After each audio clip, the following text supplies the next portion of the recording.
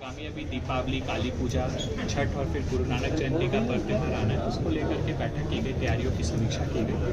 तो इसमें सभी जो आयोजक समिति है उन लोगों ने पार्टिसिपेट किया, साथ ही साथ जिला प्रशासन, पुलिस की और नगर निगम की टीम थी। इसमें सबसे पहले तो दीपावली को लेकर के हम लोगों ने डायरेक्शन दिया कि जहाँ भी काली पूजा के जो जगह पे आयोजन होता है उन जगहों पर साफ सफाई करने के लिए, साथ ही साथ जो आयोजक हैं उनके साथ कोऑर्डिनेशन करते हुए वहाँ पर मजिस्ट्रेट फोर्स की प्रतिनिधि, ट्रैफिक की व्यवस्था, एम्बुलेंस, फायर ब्रिगेड की व्यवस्था और साथ ही साथ पंडालों में भी सफाई हो और वहाँ पे जो डिज्नीलैंड और मेला लगते हैं उसकी भी समय समय पे साफ सफाई हो, उन चीज़ों को करने के लिए डायरेक्शन दिया गया है। साथ ही काली पूजा का जो विसर्जन होता है उसको लेकर के भी डायरेक्शन दिया गया है कि विसर्जन रूट्स को सभी थाना प्रभारी देख लें। जो विसर्जन के लिए जो तालाब वगैरह होते हैं उनको चिन्हित करते हुए वहाँ भी साफ सफाई कराएं, लाइट्स की व्यवस्था रखें और उनके साथ कोऑर्डिनेशन करते हुए समय पे विसर्जन कराएं, कोई रूट में परिवर्तन वगैरह नहीं हो के समय से।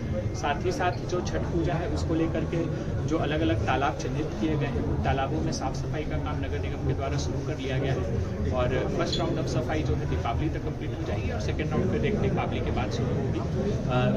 हम लोगों ने सभी तालाबों को 3 कैटेगरी में डिपेंडिंग अपॉन कि वहाँ पे कितना क्राउड रहता है और वहाँ पे पानी वगैरह को लेकर क्या डेंजर है उसमें कैटेगराइज कर रहे हैं और उसके हिसाब से NDRF, SDRF, गोताखोर, बोट और जो रेस्क्यू मैकेनिज्म होता है उसको हम लोग इन प्लेस कर रहे हैं। तालाबों में बैरिकेडिंग करने के लिए भी कहा गया है, साफ सफाई के लिए कहा गया है, प्रकाश की व्यवस्था करने के लिए कहा गया है। साथ ही साथ नगर निगम से अनुरोध किया गया है कि जितने भी हमारे जो बिजली के जो हैं खराब हो चुके लाइट्स, स्ट्रीट लाइट्स वगैरह हैं उन सभी को भी छठ के पूर्व ठीक करा लें। तो ये सभी चीज़ों के बारे में चेंजिंग रूम वगैरह की व्यवस्था करने के लिए आयोजक कहा गया है और साथ ही अगर कहीं पे कोई गैप होता है तो उसको नगर निगम जिला प्रशासन पूरा करने की कोशिश करेगी। और साथ ही साथ जो गुरु नानक जयंती है उसमें जो प्रोग्राम होना है उसको लेकर के भी डायरेक्शन दिए गए हैं। उन्होंने अपने जो अलग अलग उनका प्रोग्राम है उसको उन्होंने बताया है 14 तारीख और 15 तारीख को किया जाएगा।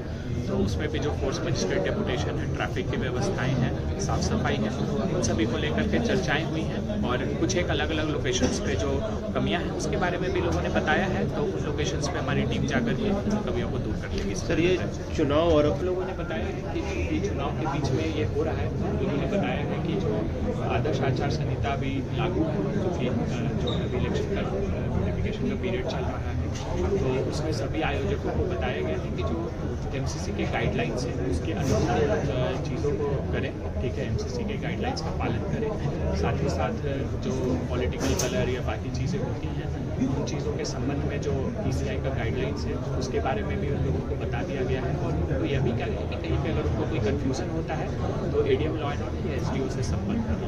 कमेटी की जिम्मेवारी और सरकारी अधिकारी की जिम्मेवारी तय की है। कमेटी से बहुत किया गया है कि वो साज सज्जा के अतिरिक्त जो सेफ्टी डिवाइसेस हैं उस पर भी थोड़ा बहुत खर्च करें ताकि उनकी स्थानीय व्यवस्था दुरुस्त हो।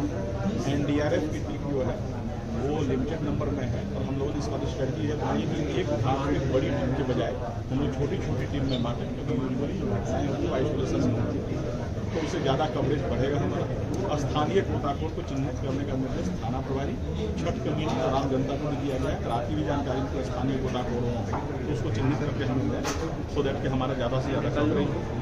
ट्रैफिक जो है